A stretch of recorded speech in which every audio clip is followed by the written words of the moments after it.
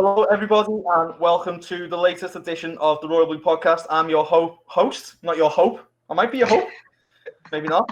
I'm your host, Sam Carroll, and I'm joined today by Adam Jones and Dave Prentice, with Phil Kirkbride out of action.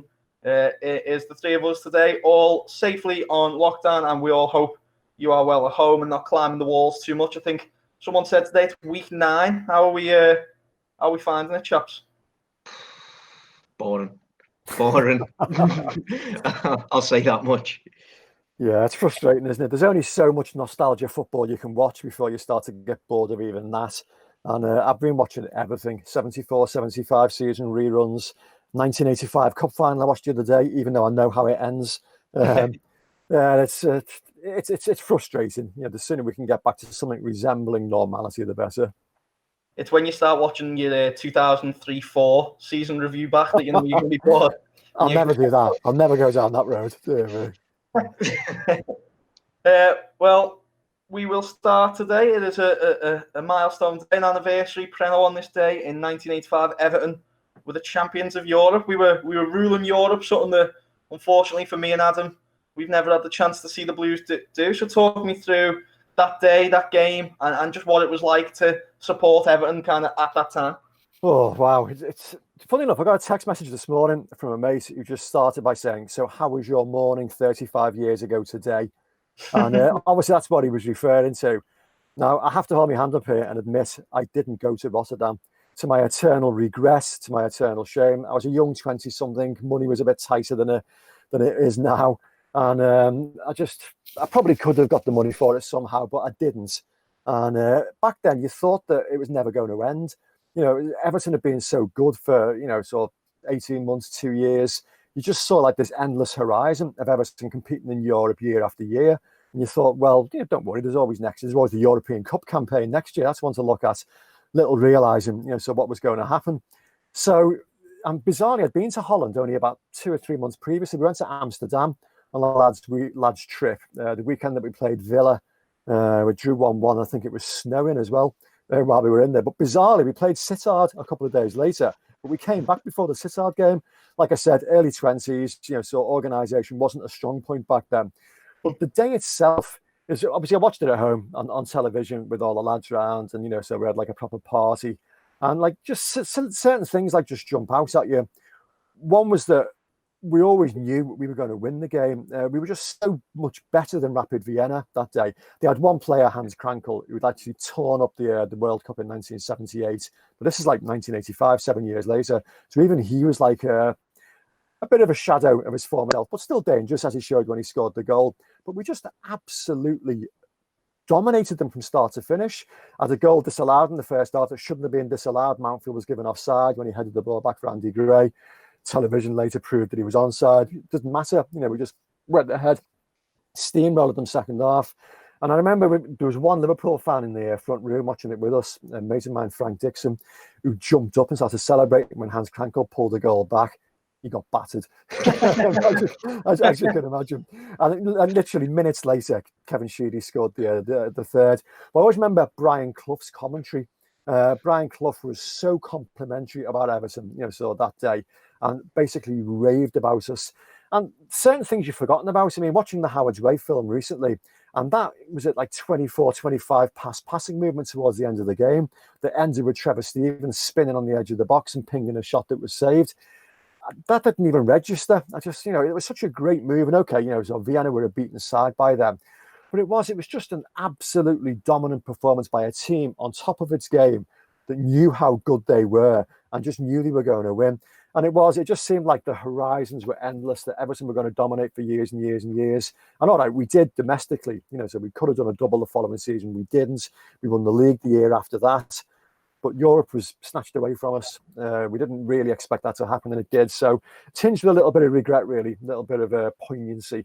But that nice. It was great. I mean, everything about that season I loved. I mean, 87 was great, but 1984, 85 is by a country mile my favourite ever season watching Everton. It was just the team playing great quality football that knew they were great, and it was wonderful.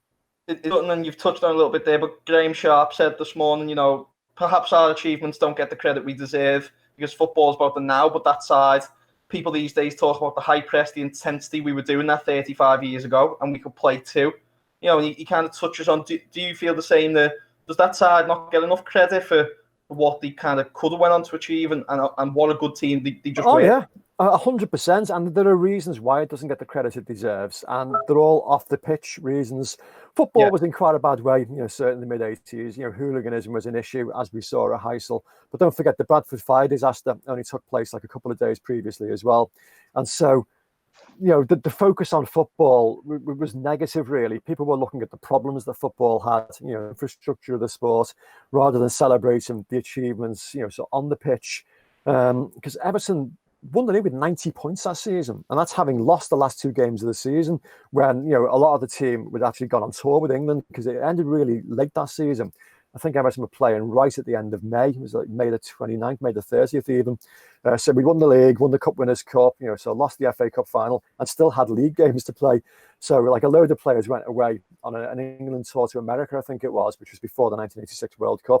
So we played the final 2 games without Peter Reid, Paul Bracewell, a load of internationals, and it ended up losing them. So we could have had 96 points. It was just such an incredibly dominant team, scored goals galore. Had that ridiculous run where I think we lost on Boxing Day. No, we won on Boxing Day. So we lost a couple of days later to Chelsea at Goodison 4-3, real humdinger of a game, and didn't lose a game again for 4 months until we'd won the league, until we'd won got to the FA Cup final, until we'd won the Cup Winners' Cup. It was just the most incredible run I think any team's put together for a long, long time. And it tended to get overlooked. I remember Danny Baker articulating it far better than I did there. At the end of one of those Match of the 80s series, where he was sat on this a crumbling terrace somewhere down in a football ground in London. And he actually said that. He goes, if you look it up on YouTube, he actually says, under normal circumstance, the talk of football would have been Everton's mad, crazy dash for the treble, that incredible football team. But it wasn't. Instead, it was, and then he referenced Bradford, he referenced Heysel, and that sort of summed it all up. It was a wonderful football team, but it didn't get the credit it deserved because of sort of things out of their control, because of things that were happening off the pitch. And which is why I'm quite pleased, belatedly, that the Howard's Way film is being made, that we're making a fuss about anniversaries like this, because it was a special, special football team, and it definitely deserves sort of far more credit than it ever got at that time. And Sharpie also today said that there was some crazy conspiracy theories, as he calls them, saying that before that final against Manchester United, which we ultimately lost, but people were saying that Peter Reid had a mad one in Chinatown with Derek Hatton. Load of rubbish. Well, Derek is convinced that's true. Peter's convinced it isn't. And I know why I believe. No, I mean, he said that, I think he said he couldn't go for have a load of ale after the game because didn't he get called for a drugs test after the Cup Winners' Cup final, and so he was late, sort of getting to the plane with everybody else. And Derek said that we landed at Liverpool, we all went out into Chinatown, so had a load of beer, had a legendary night out. And it really is adamant it didn't happen. He said they might have had a couple of glasses of champagne on the plane on the way home. And funnily enough, I sat and watched I think it was BT Sport did a rerun of the 85 Cup final the other night, and we're in lockdown. I was bored, so I sat and watched it again. And Everton played well that day. I mean, the Everton players say that they'd beaten United 5-0 and 2-1 a couple of days later, drew at Old Trafford already. So they certainly had the measure of United. But they came out that day, 2.5 days after winning the Cup Winners' Cup final, looked up to the sky and saw it was a really hot day. So the sun was shining and thought, oh gosh. Then it went to extra time. And so you think that, well, okay, they ran out of legs. They didn't. They were the better side that day. John Goodman cleared one off the line from Peter Reid onto the post. Andy Gray missed a decent chance first half. Everton were the better side. And it was just odd circumstances. Obviously, Kevin Moran got sent off. That sort of galvanised United into a bit of a siege mentality, so that they wanted, to prove that they'd been wronged. It created a horrible atmosphere around the stadium, so the fans were really intense then. And Norman Whiteside, just a bit of genius, to beat Neville the way he did, from the angle in which he did. Just one of those games. If it had been played, if it had gone to a draw, finished on Saturday 0-0, it had gone to a replay, which was due the following Thursday. I think Everton, given the intensity, that they were the original gegenpressers. They showed such intensity in games. They probably would have, saw steamroller United again 5 days later. As it was, they didn't quite have, what it took on the day, but they played well.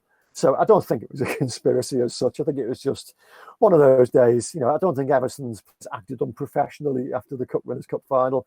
Unfortunately, the game just came too quickly. If it had been 24 hours later, maybe they'd had a bit more in the tank, who knows.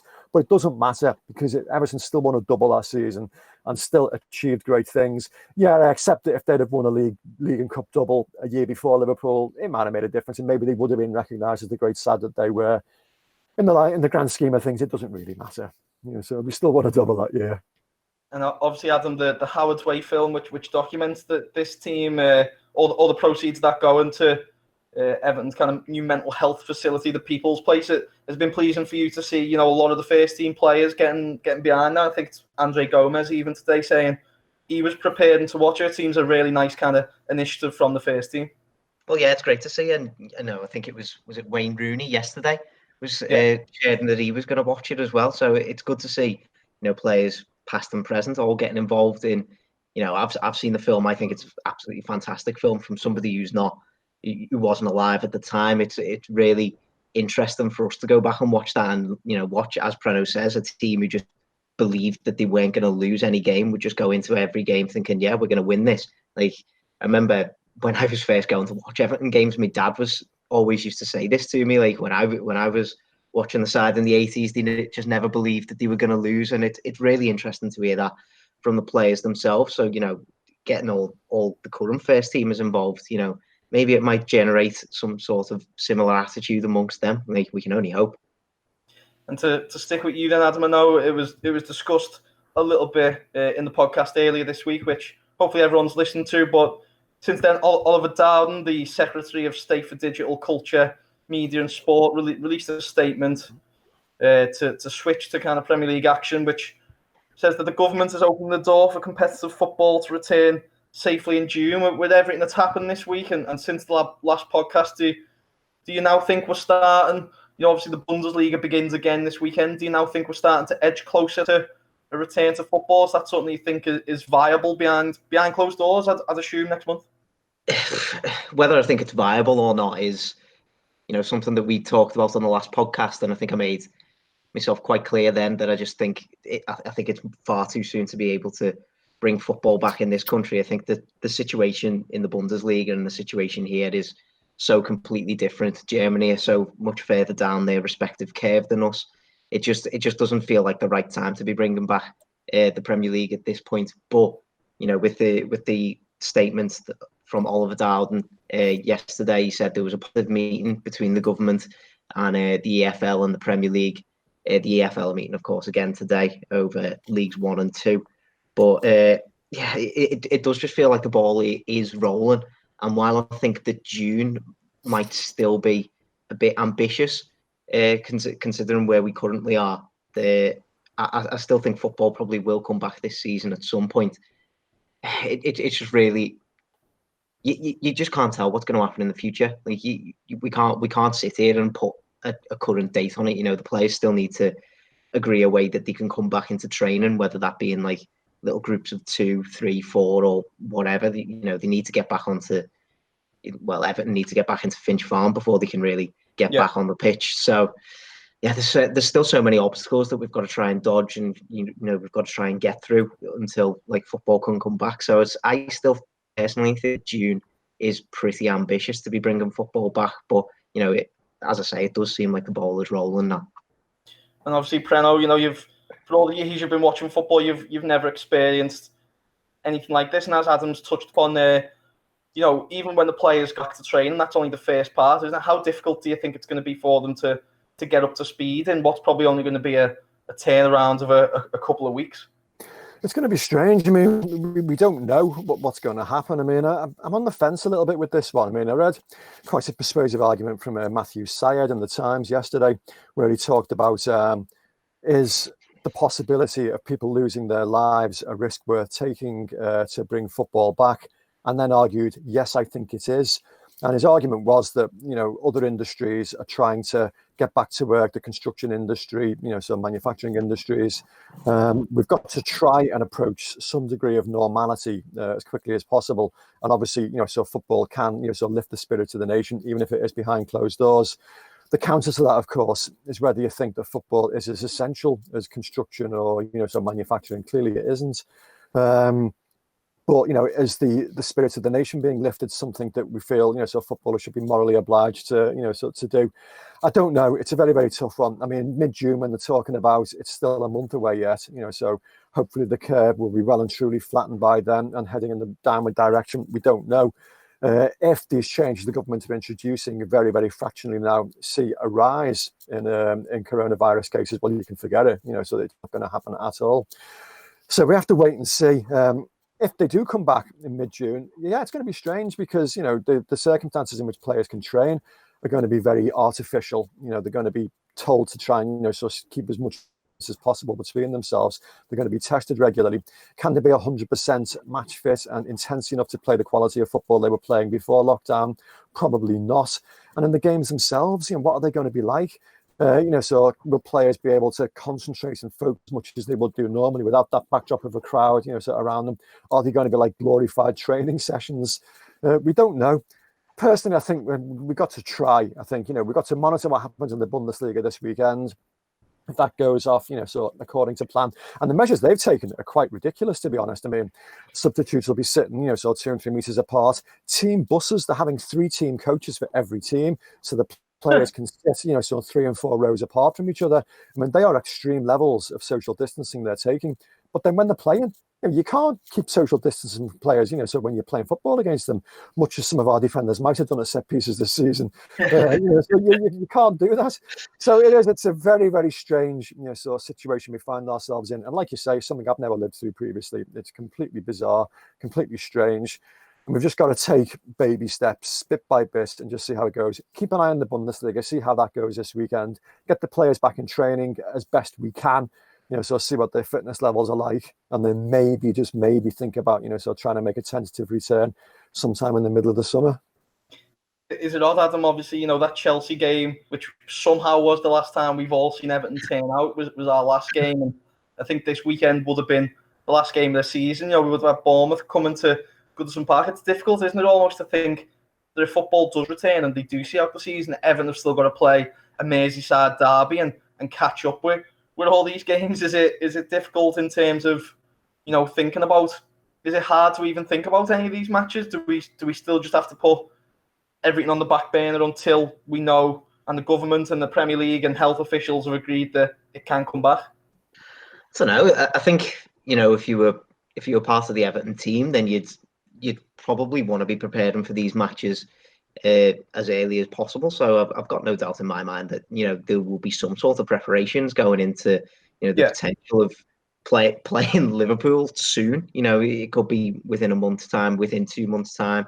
It seems like all logic would dictate that Everton's first game back after this break would be a Merseyside derby against Liverpool, which will be probably one of the strangest Merseyside derbies that'll ever be played.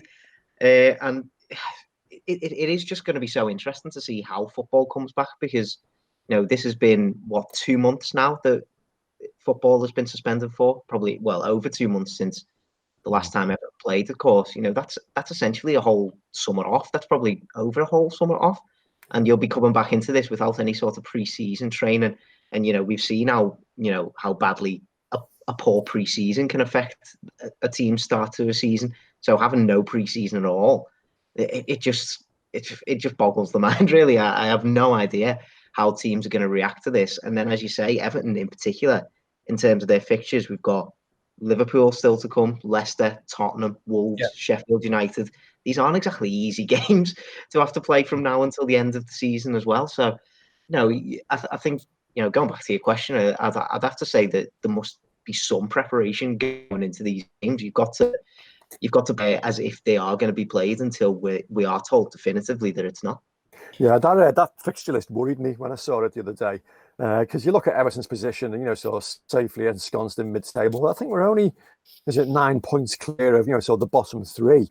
And, in a normal circumstances, you wouldn't imagine there'd be any possibility of Everton getting dragged down into that.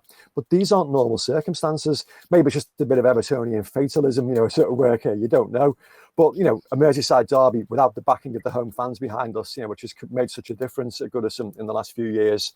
Trips to Tottenham, Sheffield United, so difficult games against sides that, were playing well prior to the lockdown. lose them, and who knows? It's a very, very weird and strange situation. I accept that why the authorities want to play the league to a conclusion, but equally, it's strange, and it leaves me a little bit nervous about the whole situation. So some of your good mates have played Preno as well. Do you think when you get used to that feeling of playing in front of 30, 40 plus thousand fans a week, like if you take that away, if Everton and Liverpool do play each other in a stadium with a couple of hundred television people and medical staff and journalists and stuff, do you think that could impact on performance? It's got to, hasn't it? It's got to impact on certainly the home side's performances. Well, and in fact, impact on both teams' performances, you would imagine. It puts a completely different dynamic at work then. It's about how the players can prepare best for a situation like that.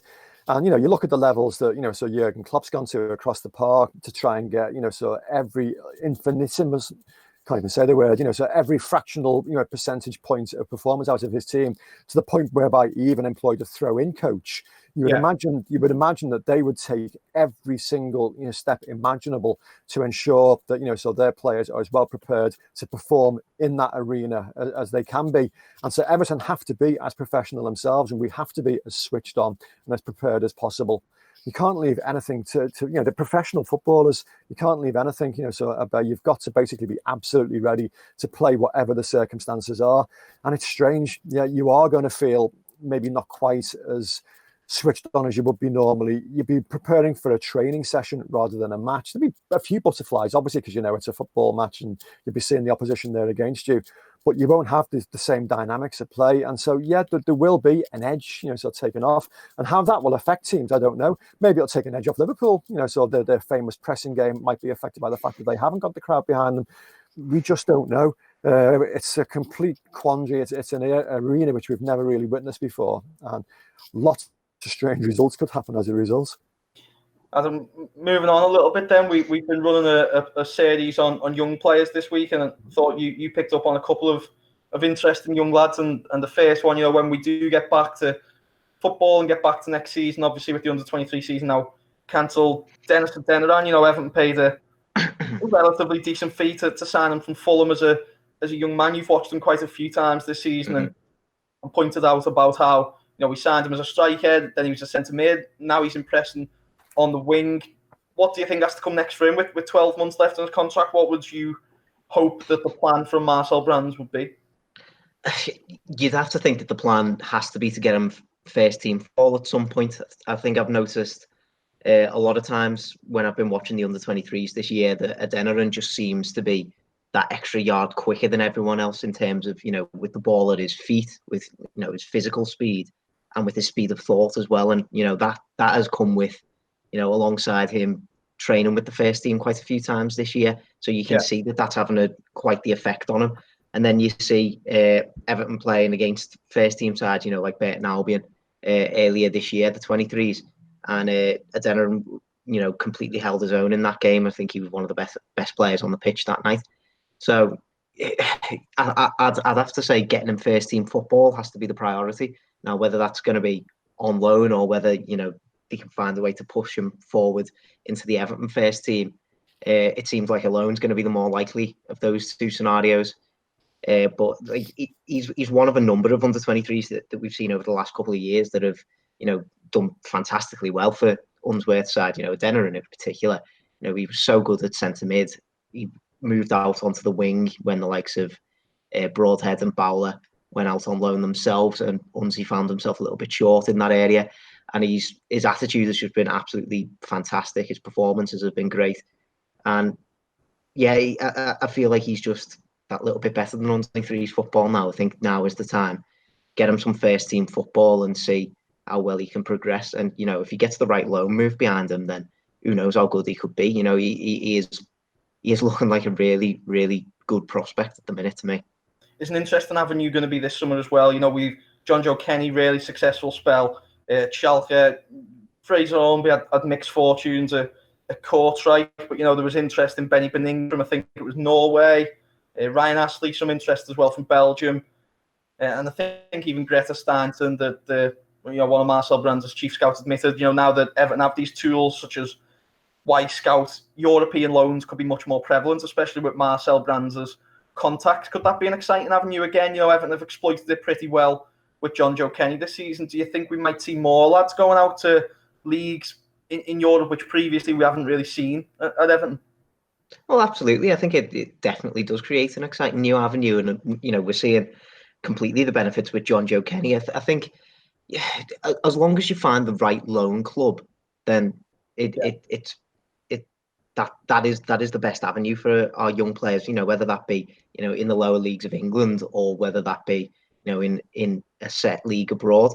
So I think maybe just scouting these different types of European leagues, it just opens us up to a whole realm of clubs that are potentially possible for loan moves. And as you've mentioned there is going to be some interest in the under-23s, and it almost seems like it's going to be another sort of transitional season for Unzi, because he's going to see so many of his important players this season. Lewis Gibson obviously impressing out on loan at Fleetwood Town. Don't know whether he's going to get another loan or whether he might step up into the first team. Morgan Feeney's been a solid player for Unzi for such a long time. It'd be interesting to see what happens in his future. The likes of Adena and Astley, as you say, has got interest in him. It could be, we've had another transitional period for the under-23s this year, where to rebuild from his double winning side of 2018-19. It could be the case that he has to rebuild again, and that might become the new normal almost for the under-23s. That it's almost a conveyor belt of get these lads in, give them the experience, get them out on loan perhaps, and see how well they can develop. Preno, knowing Unzi, do you feel like he's the kind of character who'd be excited by that next season? Maybe starting with a few younger lads that he's been used to over the last few years, and trying to push them on into the fit. I know when me and Phil spoke to him at the start of this year, he said that he's not interested in building lads to go out to end up playing it. With all respect, lower leagues club, he wants to build Everton players. Do you think he'll be excited by as Adam's pointing out, a fresh challenge next season? Yeah, I mean, we're talking about the start of, restart of Premier League football again. Who knows when under-23 football is going to restart again? And that could be months and months and months away. So that puts a major obstacle in his path straight away. Yeah, I mean, he wants to produce footballers who are good enough to play for Everton Football Club. And if part of that involves, sending them out on loan to get them to a certain level, as players have done famously in the past, Seamus Coleman, Leon Osman, all benefited, very, very well from loan moves elsewhere. Fair enough. I was quite interested to listen to the stuff you're saying about, loan moves abroad.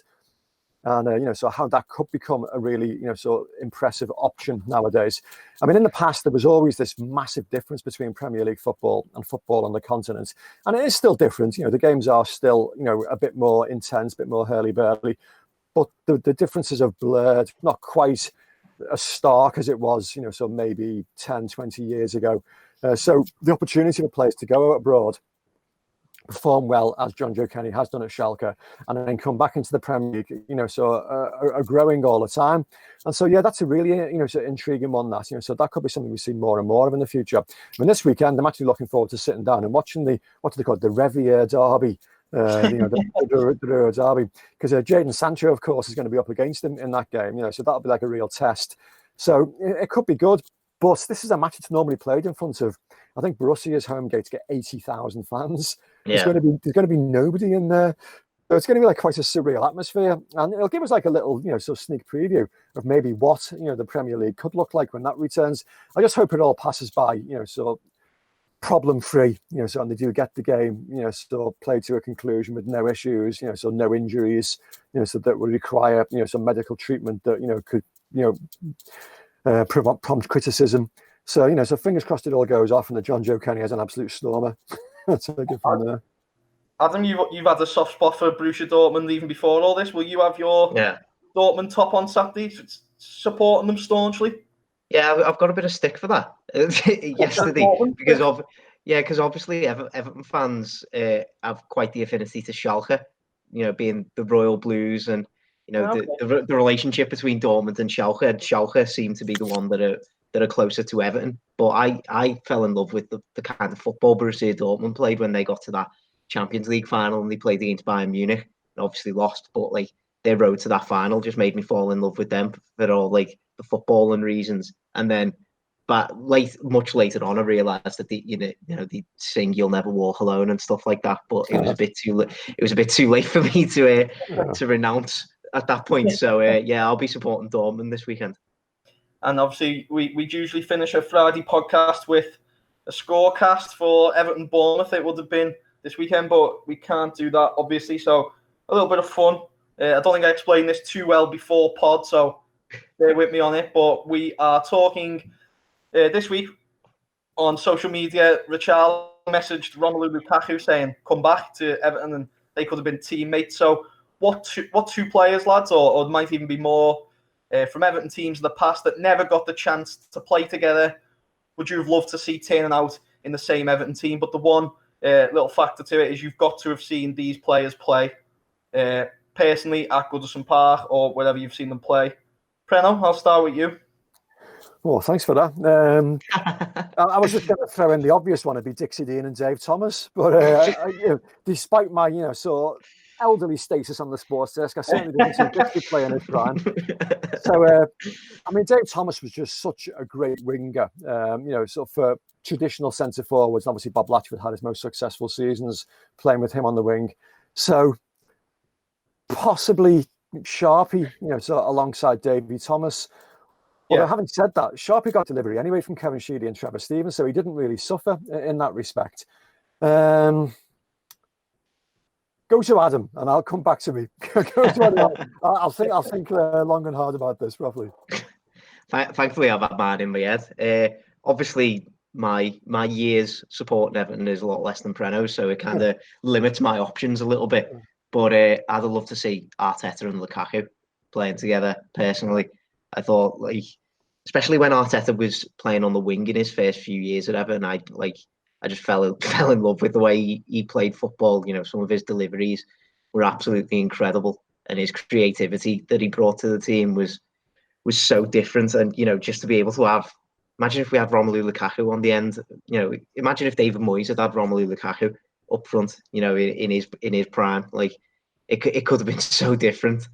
So yeah, I'd have loved Arteta and Lukaku personally. I'm going to go back a little bit further, I think, and it's a bit of a strange one, really, because the two did play together. And I think that one season he had at Everton was so successful, and so Everton sold him unnecessarily. The arguments you can go on forever and ever about why they did and why they didn't. I just think Gary Lineker, when he came back to Goodison Park, when he came back to English football in 1989, I think it was, and Everton hadn't put a release clause so in his contract, so he ended up signing for Tottenham. If he'd have come back to Everton 1989, it was an era where the club was in a great deal of change then, but we had Tony Cottee at the club then, another arch goal scorer. No, they wouldn't have worked together. Forget that one. I just wanted to see Gary Lineker back at the club and Everton, restoring that partnership, that relationship he had with Kevin Sheedy, with Trevor Stevens. They hadn't left the club quite at that stage. It's not really. You've caught me on the hop with that question, so I'm stumbling around. In more recent years, no, I was trying to think of a Wayne Rooney partnership that we were denied. But he was at the club at a time when so he forged partnerships with everybody he played with because he was that good. Dave Thomas with Romelu Lukaku. Lukaku was good enough to sort of benefit from anything. A lot better in the air than he was given credit for. Throw Dave Thomas back in the mix again, and you've got a potent partnership there. I think Lukaku probably has to get it across the board, doesn't he? Maybe probably just for the way you've played this season, I'd probably throw in Lukaku, Calvert-Lewin. If you had Richarlison behind them somewhere or out on the wing, that'd be a pretty fearsome trio. But it is generally hard, isn't it, to think of partnerships that kind of missed out on, especially over the last. Well, that's it, because partnerships develop, almost like spontaneously. Who'd have thought that Stephen Pienaar and Leighton Baines would, sort of forge such a great partnership? Yeah. So players sometimes just click, and you don't know why they click. So Thomas and Latchford was one that you'd hoped would click, but they did, spectacularly. But equally, that side also had the Pedrick, Dobson, Thomas, so trio down the left-hand side. The great team that we started this podcast off with had Reid and Bracewell, that wonderful partnership in the middle. And then Graham Sharp and Adrian Heath were a spectacular partnership up front. And until it was basically brought by injury. And then Graham Sharp forged another great partnership alongside Andy Gray, what Sharpie wasn't given a lot of credit for, so a lot of the time was how good he was at making his partners alongside him look good and play well. I mean, he basically nursemaided Tony Cottee through the first 2 or 3 seasons of his Everton career and got, sort of decent enough partnership going. So sometimes, so players are very good at working those partnerships together. Sometimes they just happen as if by magic. So you can never quite tell sometimes which players are going to hit it off. Sometimes you bring players in and you think are a match made in heaven and it just doesn't work for whatever reason. So, it's a difficult one to define. So partnerships sometimes just happen and you never ever imagine they're going to happen. Well, lads, thank you very much. I've thoroughly enjoyed that today. We will be back early next week with Phil Kirkbride, probably resuming hope/host duties. The latest from the Premier League and hopefully more updates as we move on. But as I said at the start, we hope you're all doing well at home and safe and sound. And thank you very much